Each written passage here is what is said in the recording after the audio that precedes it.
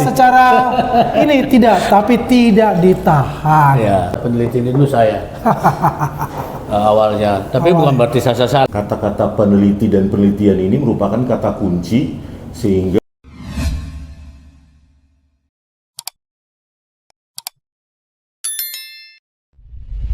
Assalamualaikum warahmatullahi wabarakatuh. Salam, Om Swastiastu, Namo Buddhaya. Salam sejahtera bagi kita semua. Merdeka! Merdeka! Teman-teman, kali ini kita ada kolaborasi ya dari Bali Gay Academy, Bang Rismon Sianipar, catatan Andi Aswan, dan Gaming Politik. Nah, di tengah-tengah ini kita perkenalkan Bang Jamada Girsang, lawyer kita ya. Nanti di sini kita akan membahas dan menguliti ya isu-isu terkini mengenai Roy Suryo dan Tifa ya, yang hari ini tadinya sudah diantar ke kejaksaan dan kami berharap bahwa dia itu akan tetap di sana, ternyata mendapat bebas. Bebas bukan arti bebas secara ini tidak, tapi tidak ditahan. Ya. Tidak ditahan, bukan bebas tapi tidak ditahan. Proses terus berjalan dan semuanya sudah dilimpahkan berkas-berkas itu ke Pengadilan Negeri Jakarta Timur. Baik, Bang Jamada Girsang bisa memberikan komentarnya mengenai situasi yang terakhir ini. Oke, rekanan ini jam 9 malam kurang 5. Selamat malam dan rekan klien Rismon Sianipar, wajahnya segar sekali. Oke, seperti yang disampaikan oleh rekan Andi Aswan tadi, sebenarnya kejadiannya bukan hari ini aja. Kita mulai dari tanggal 19. Ada penjemputan paksa, ada penangkapan, ya bebas kita mengatakan ya. Ya. Tapi kalau kita refer ke undang-undang adalah itu semua upaya paksa, penangkapan dan penahanan. Lantas apa yang terjadi? Ini yang penting. Begitu diproses sama Polda Metro Jaya, tidak lama kemudian tinggal di Polda Metro Jaya, lantas dibawa ke Rumah Sakit Polri Kramat Jati. Di sana kita lihat dari berbagai berita yang ada, sepertinya bukan mereka yang itu, yang beberapa hari atau beberapa minggu atau beberapa bulan yang lalu. Ya. Kelihatannya sangat kontradiktif ya sikap mereka menyikapi penangkapan penahanan itu, dan di satu sisi apa yang mereka katakan selama ini terjadi. Ya, ada podcastnya di antara mereka berdua itu kan jelas sekali. Waduh, aku pengen ditahan. Ya. Rasanya enak sekali ditahan seperti Roy Suryo gitu loh. Aku pengen gitu loh. Ternyata begitu sampai dipakai baju yang sangat sakti itu ke meja atau rompi itu, ternyata lumpuh semua. Ini menandakan bahwa yang berdua ini menurut saya ternyata ya begitu berhadapan dengan hukum yang pasti rontok juga. Oleh sebab itu next time masih banyak waktu ya, masih banyak proses. Hari ini masih startingnya. Kemarin sama hari ini, 2 hari lalu sama hari ini baru starting. Ibaratnya bola lagi musim Piala Dunia sekarang, baru kick off. Bola masih dipegang sama wasit, belum diletakkan di lapangan. Dari kanan ditahu ya, ini pengertian hukumnya. Tapi hari ini sudah ada yang mengatakan di saat kuasa hukum mereka atau pendukung supporter mereka, bebas Roy dan Tifa. Weh, jangan. Itu salah pengertian, kawan. Bebas itu atau lepas itu nanti urusan putusan pengadilan di babak akhir. Sekarang yang dinamakan itu sekarang ini kondisinya atau tidak ditahan atau dibangtarkan. Ini pun gak jelas. Kenapa tidak jelas? Kalau dibangtarkan, mereka sudah ditahan dulu, lantas sakit. Itu namanya dibangtarkan atau ditangguhkan.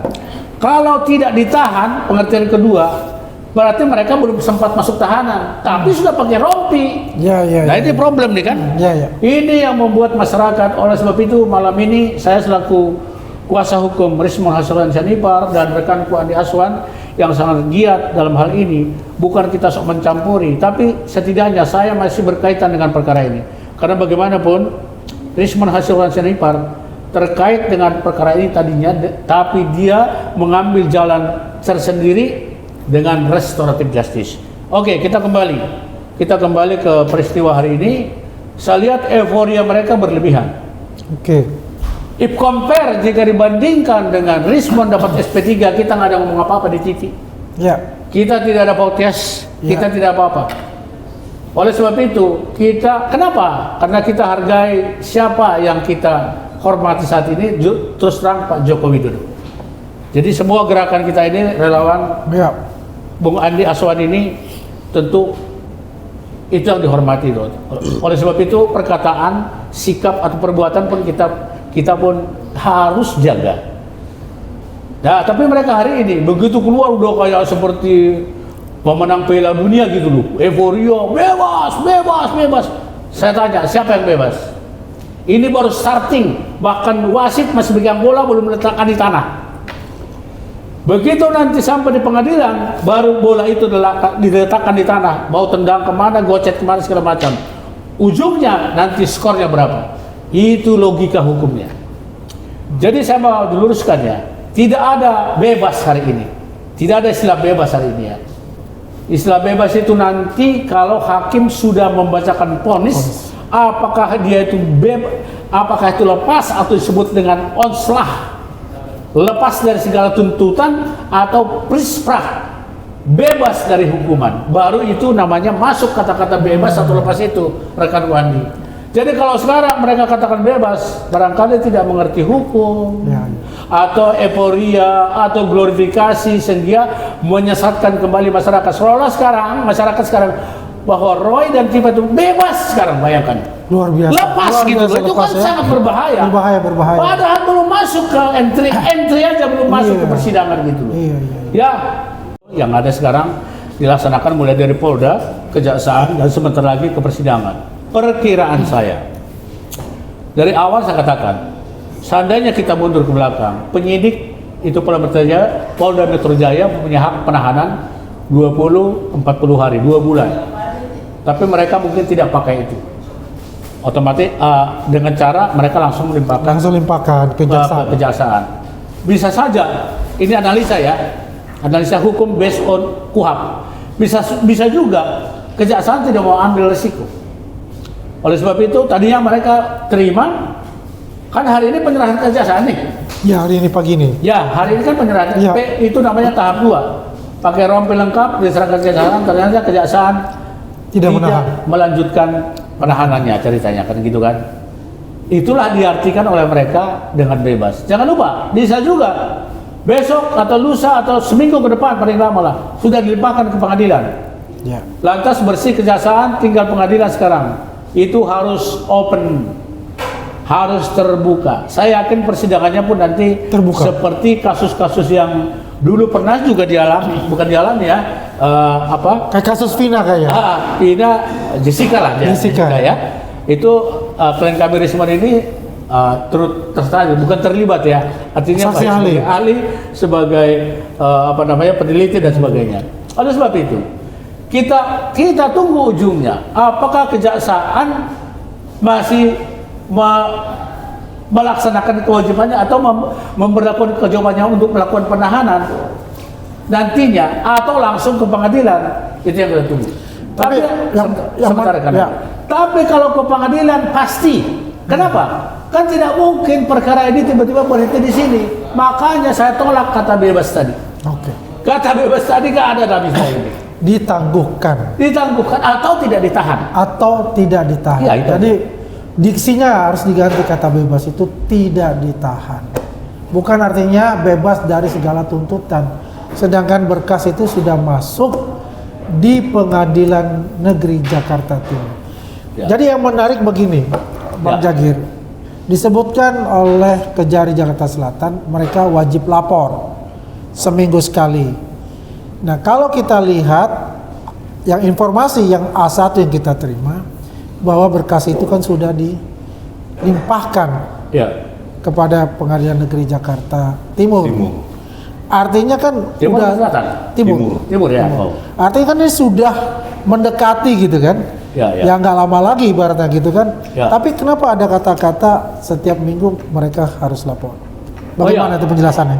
Satu, karena logikanya sama seperti di Polda kemarin, karena mereka tidak ditahan, artinya wajib lapor. Ya. Wajib lapor ini memantau apakah mereka berada dalam posisi terjangkau di daerah jurisdiksi Pengadilan Negeri Jakarta Timur. Oke. Itu maksudnya. Seperti kemarin Polda ya. Ya. Contoh, makanya oleh sebab itu, justru hari ini tidak ditahan atau dibangtarkan, ini justru menjadi hukuman yang sangat hati-hati bagi Roy dan Kipa. Oke. Jika mereka melakukan, katakanlah podcast atau masuk TV barangkali ya, Oke. atau masuk apapun itu, tiba-tiba mengulangi lagi perbuatannya, Yang 99% palsu itu. mengucapkan kata-kata palsu, Oke. apalagi menghina orang segala macam. Iya. Menurut saya di pengadilan sidang pertama pun sudah ditahan karena melakukan atau cenderung mengulangi Perbuatan. perkataan dan atau perbuatannya melanggar hukum. Jadi oleh sebab itu rekan-rekan, hari ini tidak ditahan atau dibangtarkan itu bukan hal yang bukan gift bagi mereka, bukan hadiah, tapi ini satu hukuman moral, hukuman sikap dalam bermasyarakat. Nggak tahu sampai berapa saat kemudian akan sidangkan. Katakanlah ibaratnya 1 bulan ke depan baru sidangkan. Ya. Apakah seorang Roy Suryo sanggup menahan, ya kalau istilahnya Bang Andi kemarin itu, ya katakanlah perkataannya Congornya lah. ya, bisa ditahan sama dia?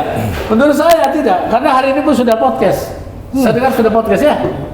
Ya. Jadi ini adalah suatu, boleh dikatakan kelihayan dari penegak hukum. Coba biarkan. Bayangkan, sejak November mereka sudah tersangka, termasuk waktu itu klien Rismon Hasil Nipar. Betapa baiknya aparat penegak hukum dalam hal ini penyidik membiarkan dia bebas. Lapor diri sih iya, kemarin saya tantang. Ya. Wah, lapor diri kan itu kan udah etikat baik, tidak cukup. Perkataan yang utama. Iya. Kalau lapor diri tinggal datang ke Polda, tanda tangan di sana hanya 2 detik. Tapi perkataan kita ini, khususnya bagi pelapor dalam ini Pak Joko Widodo, Lecumanan, Andi Kurniawan dan Marit Swaiten, dijaga nggak gitu? Jadi artinya rekanku Andi dan klienku Rismon, kita jangan, saya semangat. Saya dari Persiku, mereka tidak ditahan atau dibangtarkan hari ini, saya semangat. Ya. Berarti bisa nggak mereka merem? Dalam ya nggak tahu kapan mulai sidang kan. Kalau besok mulai sidang sih barangkali hakim kan berpikiran lain. Nah. Tahan gitu. Silakan. Jadi tadi kan sudah dibahas secara detail mengenai hukumnya dan kita katakan ini adalah tidak ditahan bukan bebas. Nah, saya ingin mendengarkan dari Bung Rismon ya. Mengenai case ini ya, mereka tidak ditahan ya. Ya tentu saja banyak masyarakat Indonesia ini bertanya-tanya juga sebetulnya kenapa mereka tidak ditahan untuk itu. Ya agak kaget juga mendengar itu. Kalau pandangan Bung Rismon bagaimana? Ya, saya nggak paham hukum juga ya, kenapa mereka nggak ditahan, ya kan? Cuma setelah keluar tadi, ya, ketika tidak ditahan itu berapa kali itu kata-kata penelitian itu diulangi terus. Diksinya itu ya? Diksinya itu adalah penelitian, gitu. Apalagi untuk Roy Suryo, ya. Nah, karena bidang saya beririsan dengan apa yang diklaim oleh Roy Suryo, maka kata-kata itu sangat gatal di telinga. Gitu. Jangan-jangan ya kata-kata peneliti dan penelitian ini merupakan kata kunci sehingga mereka mendapatkan penangguhan itu ke siapapun yang mereka ajukan, baik secara tulisan maupun secara tidak tahu kita siapa akses politik mereka, ya kan? Siapa kekuatan politik atau aktor politik yang mereka hubungi secara lisan maupun by phone gitu, yang kita tidak tahu. Memang ya penangguhan ini mereka bilang dijamin oleh keluarga, ada 50 tokoh, tapi kan kita nggak tahu siapa-siapa saja yang menghubungi, yang dihubungi ya, aktor-aktor atau mereka yang punya akses politik, sehingga bisa mempengaruhi keputusan dari jaksa atau kepala kejaksaan negeri setidaknya itu kepala kejaksaan negeri Jakarta Selatan gitu. Saya yakin, makanya selalu saya bilang berapa kali semakin terbukti kan, semakin konvergen dan mengerucut bahwa ini adalah agenda politik. Agenda politik ataupun aktivitas politik apapun objektifnya atau tujuannya, saya yakin, keyakinan saya itu 2029 di tahun pemilu 2029 gitu. Ya. Nah, terkait dengan itu tadi kata-kata peneliti maupun penelitian, bisa jadi ini seperti saya katakan tadi kata kunci yang dijadikan daya tawar. Daya tawar baik kepada kejaksaan maupun mereka yang menjamin ini gitu loh. Artinya aktor politik yang menjamin ini yang sangat saya sayangkan gitu. Kalau benar Roy Suryo itu seorang peneliti, nggak mungkin dia mengirimkan tulisannya 49 halaman itu dalam bentuk WA. Iya. Itu kan nggak mungkin, ya kan? Nggak mungkin dia nggak punya Google Scholar, nggak mungkin dia nggak pernah nulis buku yang relevan loh, bukan yang sosial. Tentu kalau sosial saya nggak tahu, ya kan, bidangnya dia itu. Nggak mungkin dia nggak pernah nulis. Kenapa tulisan itu menjadi penting? Karena Pak, dari tulisan yang relevan tersebut itu dikutip oleh orang lain, tulisan dia, hasil penelitian dia yang terkait relevan itu dikutip oleh orang lain, dikutip atau dibantah gitu. Ini kan enggak 49 halaman, tidak pernah meneliti apapun, menulis apapun, jurnal apapun, paper apapun, book chapter apapun, yang ada hanya 49 halaman, itu pun saya yang melayout dari format WA script, dan dia sekarang mendeklarasikan self-proclaim bahwa dia adalah seorang peneliti ya? Atau seorang peneliti di bidang itu. Ya kan jawabannya dia kan, saya kan nulis doktor, disertasi saya, itu kan sosial. Nah, ini pernyataan menarik nih, dia bilang doktor ya. Nah, saya mendapat informasi dia hanya menerima surat keterangan lulus. Oh, jadi belum ijazah gitu ya? Belum ijazah. Nah, apakah benar dia doktor, kan pertanyaan gitu loh. Ya kan?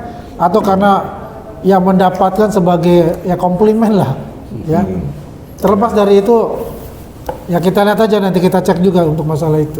Nah, ya. Lanjut. Terkait itu kan dua kata yang selalu semakin sering mereka gunakan. Ya, Refli Harun saja hari ini mungkin bisa lebih dari 10 kali.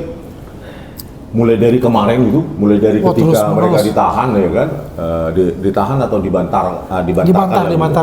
Jadi Refli Harun maupun AGS itu Abdul Ghafur itu hampir setiap podcast itu sejumlah kali mengulangi kata penelitian dan peneliti.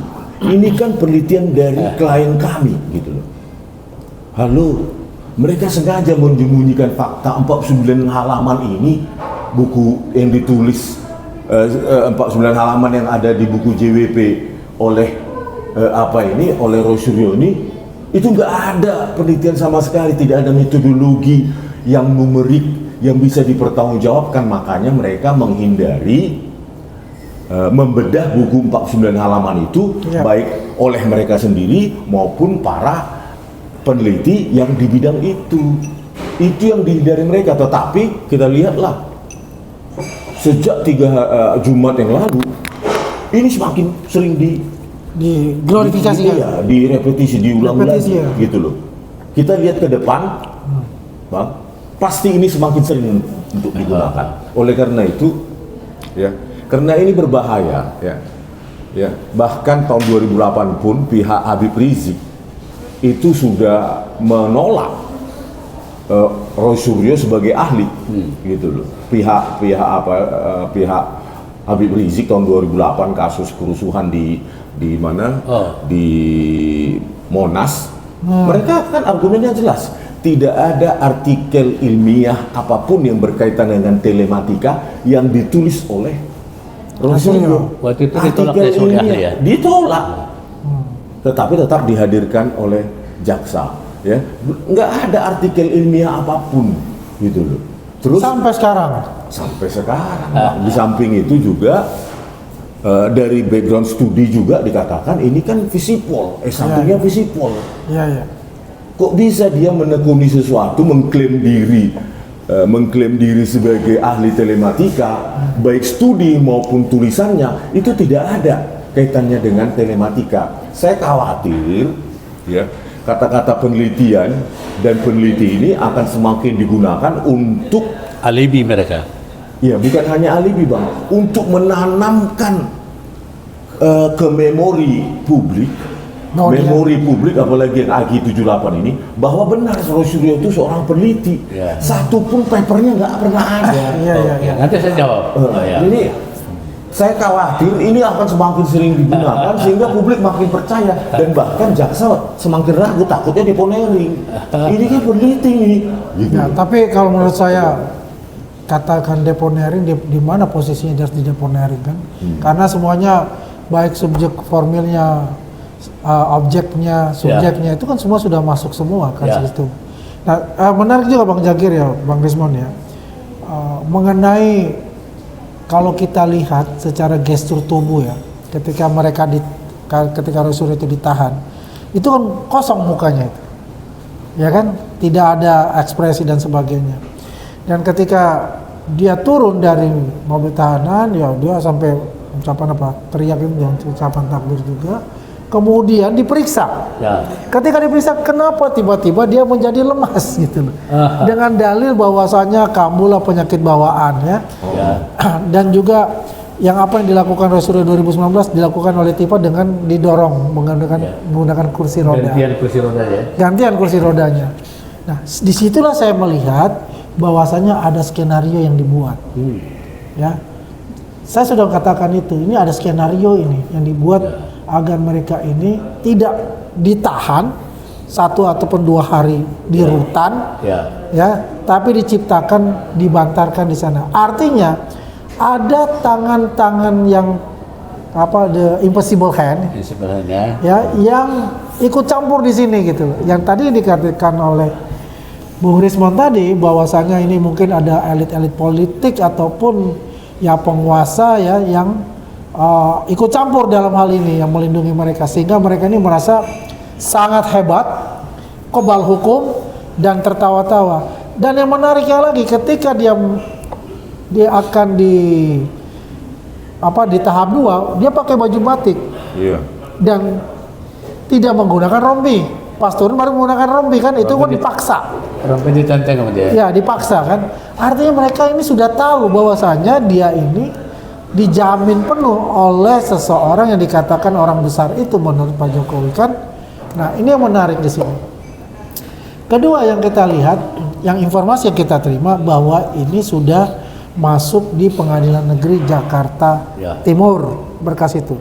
Artinya mungkin paling lambat sebulan ini sudah Jakarta Timur, pengadilan negerinya pindah. Pengadilan negerinya pindah ke Jakarta Timur. Pinjam tempatnya. Ya, karena tempatnya lagi renovasi katanya. Jadi pindah ke Jakarta Timur. Jadi di sini kalau kita lihat, ya artinya ini dalam waktu dekat akan segera masuk ke persidangan. Begitu Bang Jagir. Ya. Oke. Jadi Bu Sio harus memberikan penjelasan yang lebih lanjut. Aku sedikit dulu. Tadi klien saya Rismon mengatakan peneliti ya. Oke lah, katakanlah. Tapi sebenarnya yang menyumbangkan kata peneliti ini dulu saya awalnya. Tapi bukan berarti saya sesali, ya. Tapi bukan berarti itu mengurangi segala sesuatunya. Begitu mereka mengaku peneliti, ya termasuk Rismon ini kan peneliti. Kalau ini benar-benar peneliti karena hasilnya ada. Maksud saya begini. Mau peneliti kek, mau pengembang kek, mau founder kek, mau apa kek, ahli fisika kek, itu tidak kebal hukum. Saya buktikan mereka sudah menerima pelimpahan. Itu kan? Ya. Ya artinya P21 lah. Ya. P21 pelimpahan atau tahap 2. Artinya kata siapapun, apapun status mereka itu tidak pengaruh sama hukum. Jadi klien Rismon tidak perlu dikhawatirkan entah apapun profesor doktor apapun dan mereka itu tidak disentuh oleh hukum itu. Karena hukum itu melihat dadernya, perbuatannya ya. Begitu. Itu satu respon saya terhadap apa sih peneliti. Apakah itu bisa menjadi alibi dalam hukum atau membuat keringanan dalam hukum? Menurut saya tidak ada teorinya itu. Bahkan semakin banyak orang pintar di bangsa ini semakin melakukan tindak pidana juga kan gitu ya. Ini disclaimer lah dikit ya. Nah sedikit tadi saya pantau pembicaraan atau podcast atau pemberitaan dari mereka, khususnya dari salah satu kuasa hukumnya. Ini penting loh. Saya nggak sebut kuasa hukumnya ya. Waktu proses di kejaksaan, katanya ini itunya ada tuh, rekamannya tuh ada tuh. Jaksa menawarkan RJ kepada berdua ini. Ya, ini penting loh, perhatikan ya. Semua pemirsa siapapun itu. Jaksa menawarkan RJ kepada Roy dan Kipa. Kata pengacaranya ini, mereka tolak mentah-mentah dengan nada kasar. Ini ingat ya, kalau benar jaksa tadi menawarkan selaku penegak hukum sesuai dengan KUHP menawarkan RJ, sebenarnya itu adalah kesempatan yang terbaik bagi mereka. Karena mereka tolak, saya berpikir terbalik rekan Andi. Berarti mereka ini benar-benar satu, bisa juga ada yang backup, tapi menurut saya mereka udah gelap mata. Ya, dan ini dalam proses selanjutnya nanti di persidangan, hakim akan melihat. Loh, Anda sudah tawarkan tempat yang paling baik, seperti katakanlah seperti Rismond, Egy Sujana dan Damai Lubis, tidak terima. Berarti Anda mau menantang hukum. Kalau ditantang hukum, pasal-pasalnya kan jelas. Ancaman hukuman di pasal ini ya, puluhan tahun gitu loh. Jadi mohon dicatat ya, salah satu dari kuasa hukumnya, apakah benar itu jaksa menawarkan RJ atau tidak, yang jelas katanya mereka tolak mentah-mentah. Betul. Berarti luar biasa ini. Saya hanya berkaca dari hukum saja ya, saya tidak perlu berpikir apakah mereka di backup si A, si B, si C dan sebagainya, saya nggak berpikir ke situ. Barangkali mereka dalam kondisi emosi, wah sekali mandi basah gitu. Nah kalau memang sebenarnya kalau untuk RJ ya Roy tertutup. Karena pernah terpidana dan sekarang cenderung mengulangi. Iya, residivis akan perbuatan pidana lah bahasa harusnya. Tidak mungkin residivis lah katakan tadi ya, ditambahkan dengan. Jadi mereka menolak itu karena memang udah tahu kalaupun iya, kalau dilangkahin itu nanti bahaya. Berarti KUHP yang baru ini atau KUHP lama pun itu dilangkahin mentah-mentah. Ya. Jadi itu poin bagi saya adalah tadi peneliti kita nggak usah worry ya bahwa peneliti ini kebal hukum, nggak ada ceritanya. Ya bahkan ya kita dengar di kabar-kabar di dunia peneliti pun banyak yang terjerembab juga secara hukum gitu. Ya. Artinya tidak ada kebal hukum. Hanya mereka mau mengumandangkan itu, barangkali ada yang memberikan pengertian. Wah, peneliti aja biar nggak dihukum gitu. Saya sekarang menantang, katakanlah mana pasalnya seorang peneliti tidak bisa dihukum. Seorang peneliti tidak bisa dihukum 311 atau 434, 433, 434 sekarang ini, KUHP yang baru. Atau ITE yang lama, 3235. Baca, ahlinya keluarkan. Orang peneliti pengecualian gitu nggak ada. Nggak ada. Juga. Semua sama dihukum. Jadi don't worry, menurut saya barangkali mereka hari ini euforianya berlebihan jadi anti klimaks. Jadi seolah-olah mereka menerima kembali, saya katakan bebas. Ini yang ditafsirkan sama mereka dan halayak ramai. Ada juga tadi bertanya pada saya melalui WA, Japri, Bang Girsang, kok bisa bebas Roy Suryo dan Kipa gitu? Bayangkan. Bukan bebas. Ya, itulah pengertiannya. Iya, jadi di netizen ini rekan itu bahayanya. Bahaya itu. Kok bisa bebas gitu loh? Nah, apa bedanya dengan Rismond? Mereka lebih mahal dong bebas daripada RJ gitu kan? Saya jelaskan, itu salah pengucapan atau salah pengertian. Barangkali tidak ditahan atau dibangtarkan, itu istilah yang paling penting sekarang ini. Dan kalau dengar tadi rekan Andi, berkas sudah siap atau disidangkan, wah itu yang paling bagus nanti. Berarti tidak ditahan, asumsi ya rekan Andi, tidak ditahan di penyidikan, tidak ditahan di kejaksaan, tapi full nanti di pengadilan. Persidangan, lihat itikat baiknya, kalau hakim merasa aman tidak ditahan. Tapi dalam proses persidangan itu bisa juga persidangan kedua ditahan. Ya, karena pengulangan. Ya, jadi itu nanti wewenang hakim 100%. Ya. Nah, di sanalah diolah awal sampai dengan akhir termasuk hukumannya. Nah, di sanalah nanti bisa kelihatan prispak atau onslah tadi. Prispak atau onslah ya. Onslah atau prispak. Onslah tadi lepas dari tuntutan hukuman, atau prispak itu bebas dari hukuman. Jadi bahasanya bahasa nanti, jangan dibawa-bawa sekarang. Ini nanti bisa mengelabui masyarakat ya. Apalagi rakyat kita yang sedang concern terhadap kejadian seminggu terakhir ini. Mungkin saya serahkan ke host dulu untuk sementara. Saya terlalu panas juga ini kayaknya. Minum dulu. Minum dulu. Tapi ini udah kita bahas ya. Udah berapa menit kita bahas? Ada 30 menit ya. dan itu poin-poinnya sudah jelas semua di situ ya. Yang jelas kita mendapatkan pembelajaran baru mengenai hukum itu tadi ada onslaught, ada prisprak dan Ya. onslaught gitu ya. Dari katanya Ada ini lepas dan bebas. Dari katanya Prisprak ya, dan Bebas ya. onslaught. Ada lepas dan bebas. Ya mungkin ini sudah berarti 30 menit ya, kita mungkin nanti kita closing statement. Ya, atau tapi dari Bang Rismon dulu tambahan lagi tadi agak kepotong tadi. Iya,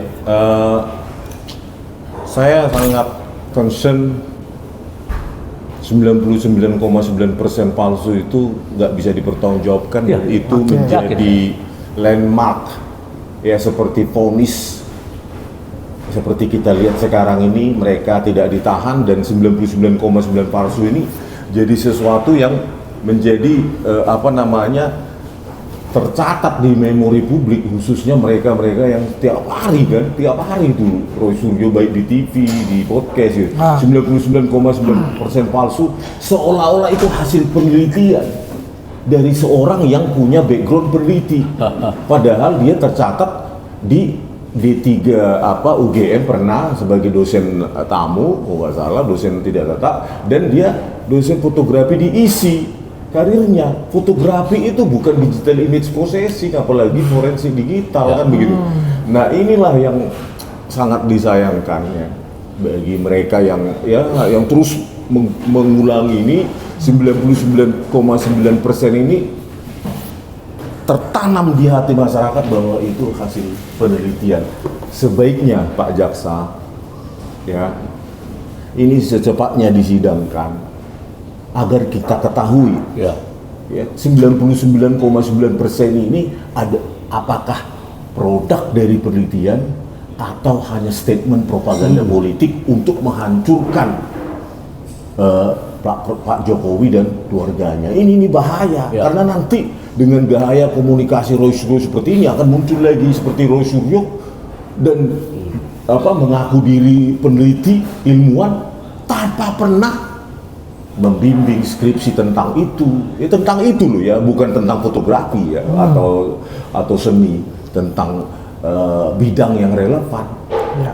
Belum ada book chapter atau paper, tapi sudah menanamkan sebuah nilai yang hampir pasti loh ya sudah hampir sempurna itu 99,9% dan merasa bahwa itu adalah produk penelitian seperti yang didengung-dengungkan oleh para pengacaranya. Ini bahaya kali. Ya. Jaksa sadar nggak kalau begini ya, apapun ya kita bisa pecah belah loh. Ini dampaknya sudah dipikirkan nggak ini? Ya. Dampak statement tersebut gitu loh. Seolah-olah ini vonis dan sekarang terjadilah pergesekan yang Rismon, aku tertarik loh 99,9% ya. Itu kan matematis ya, eksak ya. Berarti penelitiannya seharusnya eksak juga dong ya? Eksak, result eksak gitu loh seharusnya. Seharusnya. Dari mana dia ya? Dari mana itu ya? makanya kuliah tentang itu pun nggak pernah. Itu. Jadi aku baru terpikir tadi itu 99% itu kan eksak nih. Betul. Jaksa Itu ini kan poin-poinnya dalam akumulasi 99,9%. Ya, exactly loh, ya. Artinya kan ada poin A, poin B, poin C, jadi grand total Bukan kan. around loh, bukan around ya bukan ya. Harus ada grand totalnya kan sekian gitu. Itu. Dari aspek mana? Memang itu kan eksak. Memang Itu eksak. angka emosi menurut saya. Makanya Jadi angka saya emosi. takutnya mereka yang menjamin ini baik secara yang tertulis maupun yang tidak tertulis maupun para jaksa ini terbodohi oleh kesan 99,9% ini seolah hasil penelitian matematik. Nah, Saya kira sempit ya, tidak mungkin kan ya. Kita tahu ya. Itu Dia aja. mengucapkan itu aja itu. penutup saya. Hah? Itu apanya kata penutup saya. Itu ya. Itu closing statement. Jadi jangan sampai baik jaksa pun, apalagi nanti hakim terbodohi, terkesima dengan angka 99,9% ini. Padahal Roy Suryo nggak pernah dia kuliah matematika teknik itu nggak pernah. Oke. Gitu loh. ini yang menarik ya. Mungkin nanti Bang Rismon ini akan mengungkapkan itu sebagai saksi mahkotanya nanti itu. Ya. Oke, Bang. Saya kira Zakir. gini, menambahkan itu menarik memang. Kita udah berapa kali bahas 99,9% ini. Iya. Baru malam ini pikiran saya agak lebih menantang lagi. nanti di persidangan pasti hakim minta diuraikan. Ya, diuraikan. Nah, jadi artinya detail and detail sama dengan dari mana sama dengannya itu. Iya.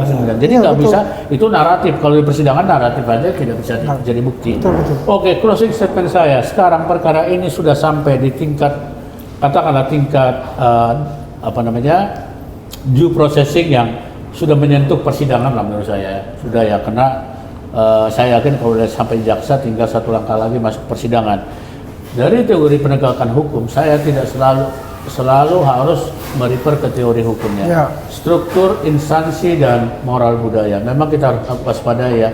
Seperti kata Rismond tadi, kalau strukturnya sudah dilewatin Polda Metro Jaya dan Kejaksaan, tinggal satu lagi persidangan. Persidangan. Namanya struktur ya. Ya. Penegakan hukum. Nah, substansinya pasalnya sudah jelas. Sudah jelas. Makanya ada P21, ada tahap 2. Pasalnya 310, 311, bla bla bla, dan ITE gitu loh. Itu substansinya. Nah sekarang, satu babak lagi, memang ini yang perlu kita waspadai, kita kawal moral dan budaya para penegak hukum.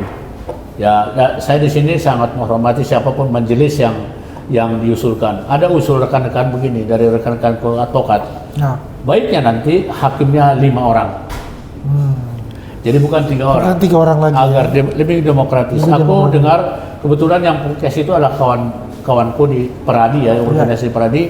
Dia usulkan hakimnya 5 orang. perkara yang sepopulis ini, baiknya hakimnya 5. Menurut saya sih ada benernya juga gitu loh. Tapi jarang di Indonesia hakimnya 5. 3 udah cukup sih sebetulnya. 3 pun udah cukup ya, karena ini tinggal sebenarnya tidak sulit ya. Iya. Tidak sulit.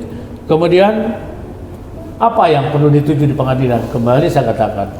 Saya kira Pak Jokowi sendiri pun waktu kami bersama Rismond kemarin, waktu kita ke Solo rekan Andi, Ya. saya jelaskan yang dituju di pengadilan adalah putusan yang mengikat semua pihak yang disebut inkrah pan gewiste. Jadi bukan hanya inkrah doang ya. Akhirnya dengan inkrah pan gewiste ini, perkara ini tidak bisa lagi diungkit lagi, tidak bisa dilaporkan lagi dari utara, selatan, timur, barat, dan sebagainya gitu loh. Itulah yang diperlukan, makanya kasus ini harus sampai ke pengadilan. Tadi disebut deponering. Menurut saya Kejaksaan tidak berani mendeponering perkara. Karena kenapa? Ini sudah menyangkut banyak masyarakat. Oke. Jadi banyak masyarakat ya. Jadi kepentingan masyarakat dalam arti perlu tahu gitu loh. Tapi untuk deponering ini tuh dilakukan demi menyelamatkan masyarakat. Dia Kalau- menyelamatkan masyarakat dia Ya, benar. itu demi kepentingan umum maksudnya. Kepentingan umum. Tapi kalau ini deponering, orang masyarakat pengen tahu kok. Iya, apa kepentingan umum? Loh, apa kepentingan umumnya? Masyarakat justru pengen tahu. Iya, iya. Asli apa enggak gitu. Iya. Masa di deponering? Berarti hang lagi. Iya, iya. Saya yakin jaksa tidak berani mendeponering. Oke. Tidak yakin saya. Ini menarik ini, kalau deponering itu adalah kepentingan Kepentingan umum. umum. Iya. Kepentingan itu baru bisa deponering. Jadi gampang pengertian hukum itu kan. Ya seorang terpidana gitu loh. Dia membunuh seseorang.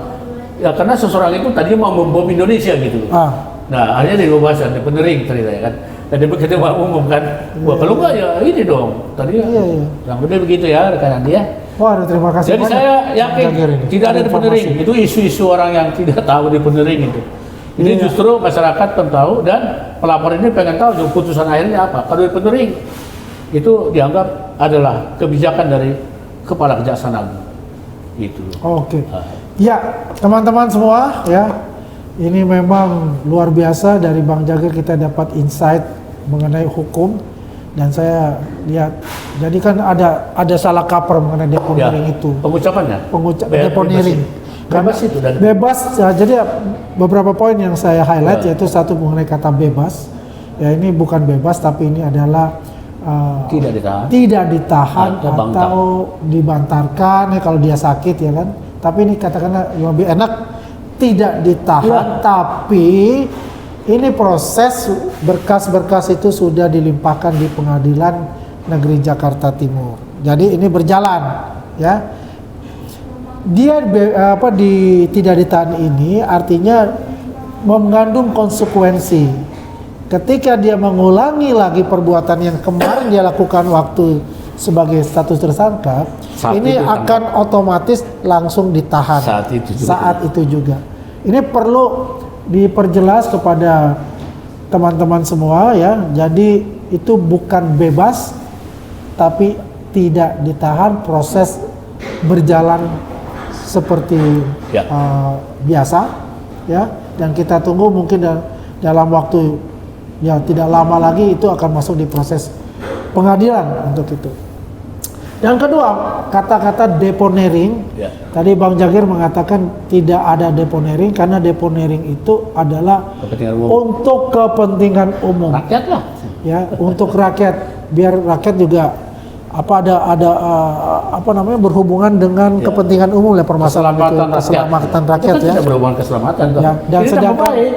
dan ini ada nama baik bukan hubungan dengan keselamatan. Ya, itulah deponering. Itulah. Maka tidak ada Itulah ya. deponering menurut Bang Jagir untuk itu. Ya, jadi jelas teman-teman semua ya apa yang telah kita podcastkan pada hari ini. Dan kalau dari saya, karena saya sebagai host saya tidak perlu banyak-banyak berbicara. Ya. Ya, dari terima kasih kepada para netizen ya, para subscriber baik dari catatan Andi Aswan, Bali G Academy sama Gaming Politik. Sampai berjumpa lagi di waktu yang lain dan di tempat yang lain dengan triple orang-orang beken ini. Selamat malam. Selamat malam. Selamat malam.